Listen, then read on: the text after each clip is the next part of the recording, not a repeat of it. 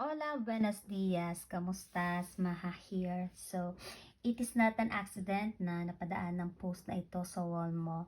There is reason at hindi ko alam kung ano yon. But I just wanna say na hindi ko alam kung nasaan kalagayan ka or sitwasyon ka ngayon. Pero lagi mong tatandaan that if you are in the middle of circumstances, trials or problems, tragedies in life, etc., know that God is there to help us. He's always there to lift up us. He is there to help us to overcome everything that we are facing. Just trust in Him, believe in Him, and have faith in Him. In Psalms 46 says, "Be still and know that I am God." It means stop worrying and trying to control everything.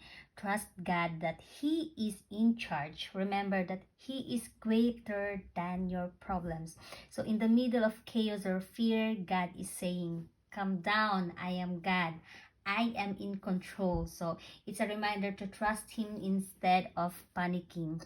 God bless everyone.